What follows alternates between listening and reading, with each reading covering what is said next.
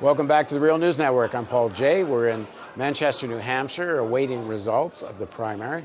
So Bernie by 9 points. A lot of people were predicting that this thing was going to be a lot closer than a lot of people were predicting. The earlier predictions, that's 5%. So it's still very early, and there's a lot. Here's the Republican side. Donald. Well, this polling's a little closer to what everyone expected. Trump's up at 33, which everybody expected. Where is Kasich? 17% for Kasich. I see. We're not in order here. I got it.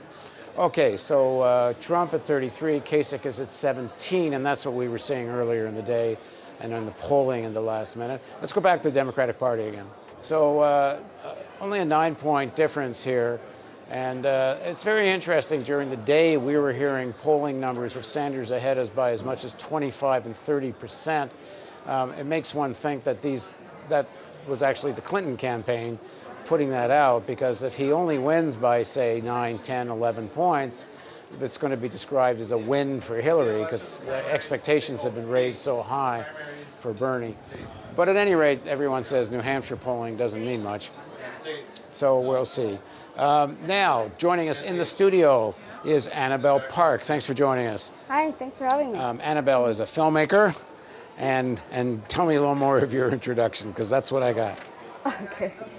I'm a documentary filmmaker, but I'm a Bernie supporter, and I have created and admin the biggest grassroots Facebook page for Bernie Sanders called We Want Bernie Sanders. Oh, is that right? So I've been actually creating a lot of content, and since I've been here and in Iowa, I've been actually doing a lot of video documentaries focused on the people, the volunteers and the voters, and just having really good, candid conversations with people. Right. And yeah, my main theme is to just stress that this actually is a revolution, that it's not just a talking point or rhetoric, but trying to take that part of the campaign very seriously.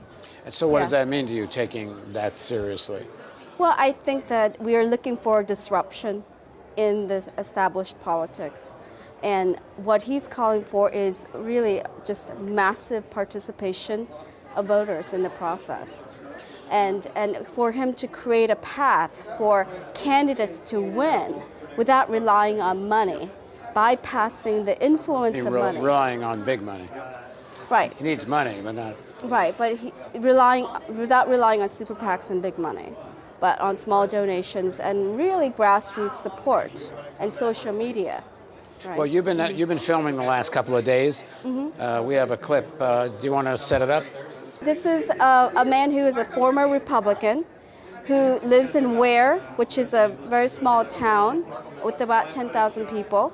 And his ancestors participated in the American Revolution, and he speaks very eloquently. Okay, let's roll the clip. Yeah.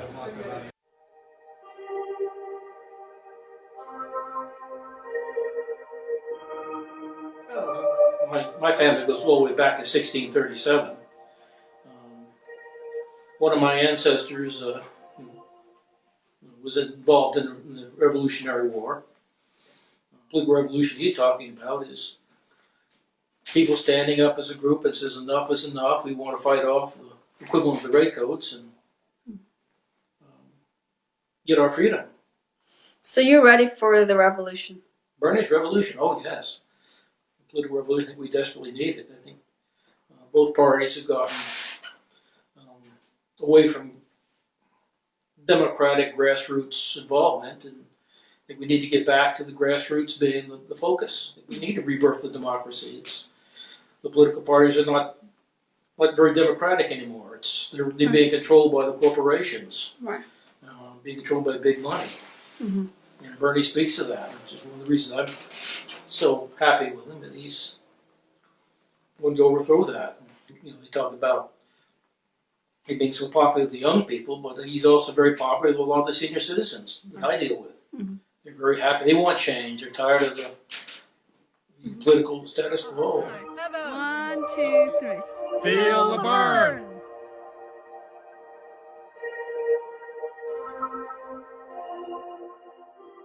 So we're back in our studio in Manchester, New Hampshire with Annabel Park, who made that video segment.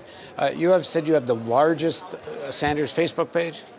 Grassroots Facebook page outside the campaign. Non-official, right? Right. How many? How do you measure large? Like likes and so Yeah. on? How many likes or whatever? 227,000. And when you talk about the revolution, it seems to me as this campaign unfolds, and if Bernie does well, the latest results we have here, by the way, do we have the graphic we can put up? No? Okay, we're 9% in now, and Bernie Sanders is 53%, and Clinton is 40%. So the lead's opened up to 13 points, which is back more in what the polling numbers were for the longest time. Some of the most recent polling that showed him higher was a little probably off. This 13, 14% sounds like it's going to be more realistic. This issue of the revolution. Right. Let's assume this trend continues, Bernie wins and achieves what was expected and moves into some of the other states. Let's say this support picks up. Certainly on a national level, the polling has gotten closer. The political revolution, its first big battle, is going to be with the leadership of the Democratic Party itself. Clearly, not only is Hillary their candidate, but a Bernie candidacy will be the last thing on earth the big dollar financiers of the Democratic Party want. Yeah. How do you think that revolution's going to look? Well, I think it will depend a lot on how the Democratic Party members and all the people who support Bernie Sanders, how they respond to the actions of the Democratic Party leadership. And what I mean by that is that if we just keep giving them passes like we did with the number of debates, right? We should have been protesting that, from day one. But I think we're still struggling internally with whether or not we can really make this radical difference. And so once we start believing in ourselves and in our power, then I think we're going to have to show up very Occupy-like to really create disturbances and have civil disobedience as a method for dealing with Democratic Party. This would mean potential confrontation at the convention. Even like as before superdelegates are used at the convention right. to perhaps swing the balance over to Clinton. Right. What do you think will be the response of this movement? Well, I'm saying that even before we get to the convention, people are going to have to talk to all the superdelegates, right? Put pressure on them because they're institutional actors who are supposedly accountable to their constituents. So those constituents have to get engaged now, not wait until the convention. Right. And when you say there's civil disobedience, where do you see that playing a role? I think it has to go beyond petitions to people showing up at offices, showing up at events, and disrupting. We have to disrupt. And we have to... Which kind of events? Well, anywhere you have superdelegates going. I mean, they're public officials. So they can be approached, they can be, spoken to. So we have to get used to relating to them, communicating with them, and confronting them, and not allow them to hijack this election. You took another video clip. Let's show it. Are we ready with that? Set this one up. This is the other clip you gave us. Okay.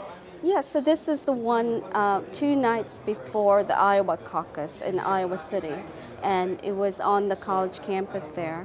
But these 4 Muslim girls were teenagers, 17-year-olds, one 15-year-old, and one of them was a precinct captain. And I think that really, to me, signals there's something going on. These young Muslim people in the Midwest are taking control over this process. So I thought it signals something incredible. Okay, let's roll the clip.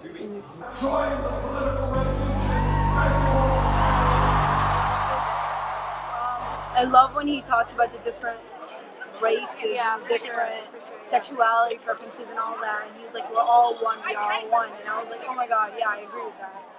So I suppose revolution just means actually, having the ability to vote, like you said, vote for a candidate that represents, you know, Mhm. the everyday working class people. And A revolution is sprouted from the need for change, and I think that's what really inspires Bernie and his, I'm sure, in all of his political success, is in his belief for change and his what he needs to change for the hardworking people of this country.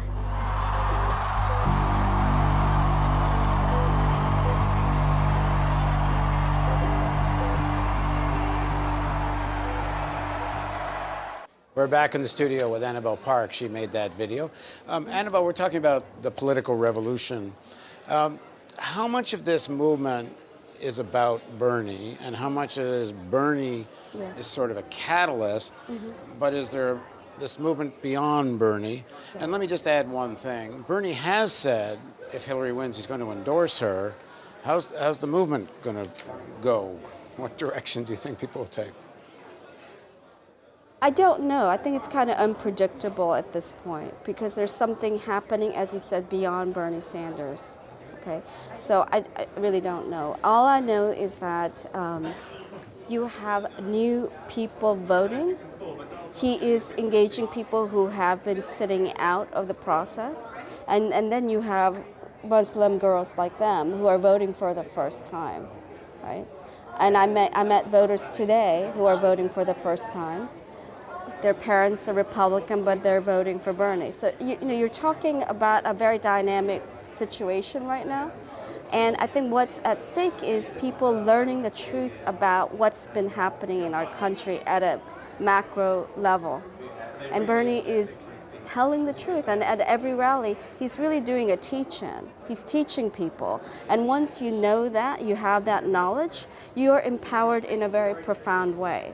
That isn't about, okay, I like this person, I'm fired up about Obama, or I'm with her, Hillary, but it's really about, we got to change this.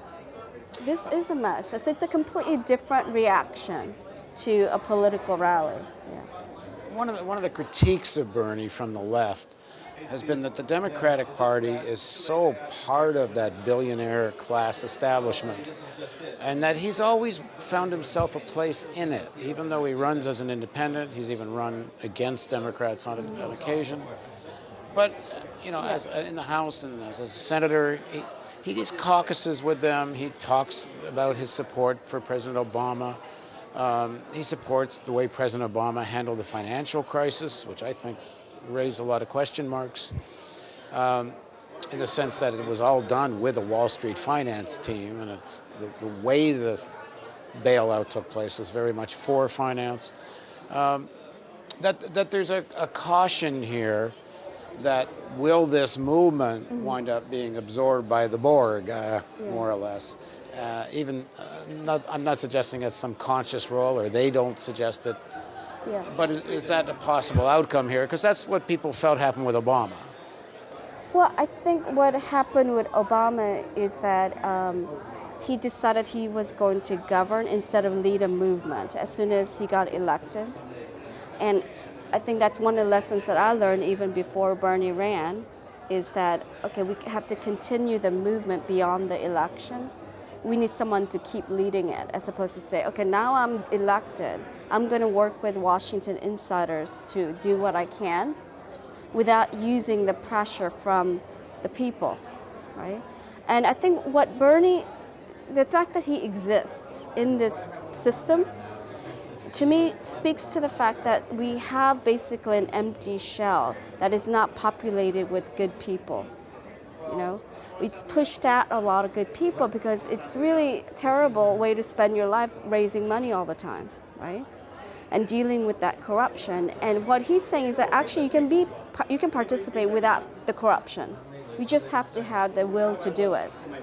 And so he's asking us, he's challenging us to have the political will to participate in our democracy, because it's not the democratic principles that don't exist, it's just that they're not populated. We've left it in a vacuum so that, money and oligarchs and the lobbyists have been able to take control over it. And that's partly the fault of the people. We have been sitting out. And we have to commit to being participatory. Can you imagine, or do you see any sign of a leadership developing in the movement that's independent of Bernie Sanders? In other words, first of all, let's assume if he wins, he's going to be in the White House surrounded by that entire machine. Two, if he doesn't win, he may well be offered, not will, I mean, I'm almost certain, unless there's a big war, a big keynote speech at the convention, perhaps some chair of an important committee. Right. He may kind of get back into the institution himself. I'm not saying he will, but it's certainly possible. Yeah. Do you think out of this movement, new leadership will arise that isn't dependent on Bernie Sanders? Yeah, it's already started. You have candidates running, like Zephyr Teachout in New York, Lucy Flores in Nevada. They're running for office. People who are in kind of the Elizabeth Warren, Bernie Sanders mold, right? So those people are extremely independent. They're very activist, and they have their own following. So, I see that as something that's going to continue to happen, that people see that, you can win without compromising. You can win without the political party apparatus, and people are going to continue to do that. He's going to start that whole movement happening, but he's not in control. No one person can be in control. I feel like it's going to be a constant dance with Bernie. Sometimes it's going to be like we're dancing closely with him, and other times we're not going to be. But there's been an incredible awakening of people learning and saying, you know what, we've got to do something, and I am going to do it, damn it. Okay, just to go to some new polling numbers. So the CNN and some others, I believe, have called the vote already, although I think it was never that much in doubt. Bernie Sanders, 56-42. So that's within the range of what was expected. And if it holds around there, everyone will say that was what I just said, that was expected. Because expectations were raised to here, now it's going to not seem so exciting. But in fact, if you go back a few months ago, as Jeff Cohen was saying, when Sanders was about 8%, this is quite an achievement. Now let's go to the Republicans. So Trump has been called the winner here.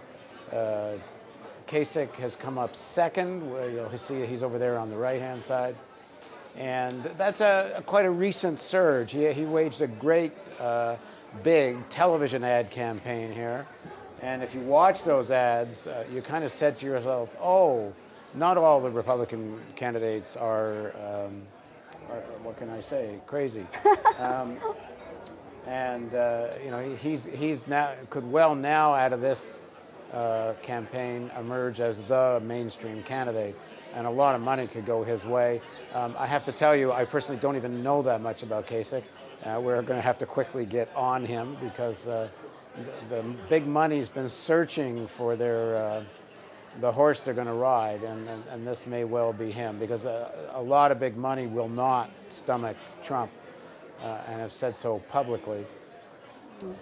So Sanders has done as expected, and as wasn't expected, as I said not so long ago.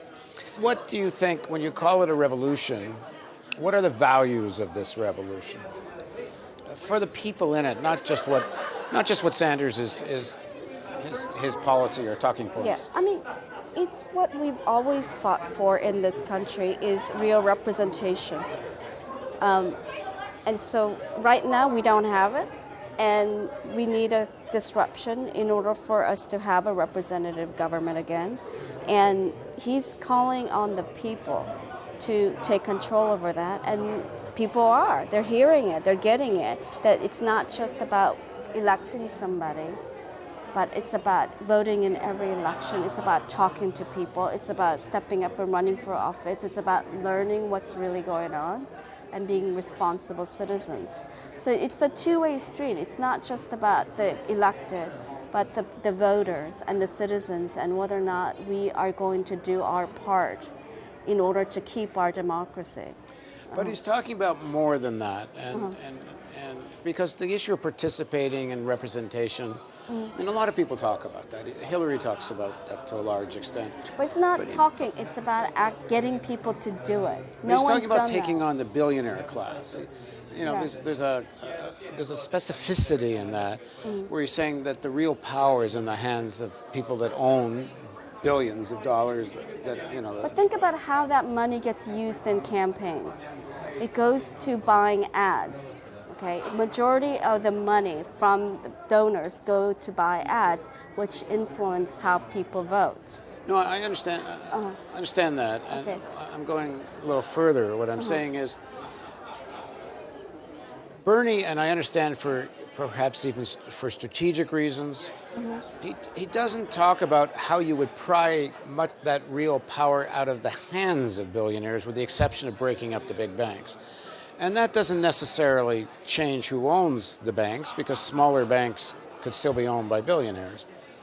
I'm talking about the young people in the movement themselves, or even just yourself, in terms of what you want. Does it go past what Bernie's talking about?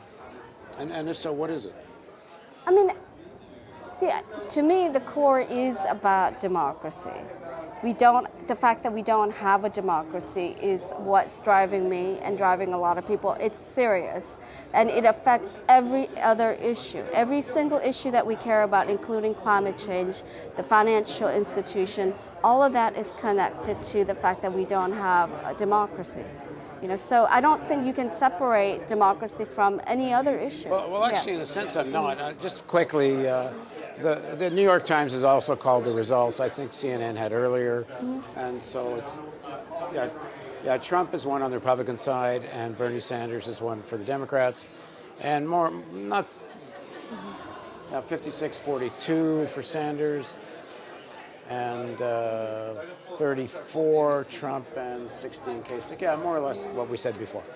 Now, what I'm getting at is it's concentration of wealth that gives rise to concentration of power. And it goes more than just funding candidates. Who owns the media is probably every bit as profound, if not even more, than who just. Well, the thing is, that's what we mean by social media is a democratization of media. The fact that I can have influence, I can reach 2 to 3 million people a week on my Facebook page, and Fox News on a good day, I mean, they reach like 2 million for some of their programs, right? Their ratings. And so I'm just talking about not only the democratic process itself, but it's a mental thing. It's our awareness of our own power. And we can't do things like redistribute wealth, right? Because in order to deal with the wealth inequality, we first have to have power. We can't just steal the money. We have to do it through a process. And that means tax changes and breaking up the banks and not bailing out the banks. I mean, there's a whole list of policies that would go along with it. But we first have to have power. We have to get our government back and use it to redistribute wealth. Okay, thank you very much for joining us. Yeah, thank you. And I hope we'll keep up this dialogue. Absolutely. Great, yeah. thanks I very enjoyed much. it. Thank you. Same. Hang on just a sec. So we're going to take a very quick break, just a few seconds. I suppose everybody knows by now, and it's actually no surprise. Bernie Sanders up around that 15-point mark has won on the Democratic Party side. And Trump, first, I guess if there's any surprise, Kasich has come in a pretty strong second on the Republican side, which starts changing the dynamics of the Republican campaign quite a bit, because they have someone who's some people would suggest is in the realm of rational. And if the big money starts going there, the whole election campaign starts to look a little different.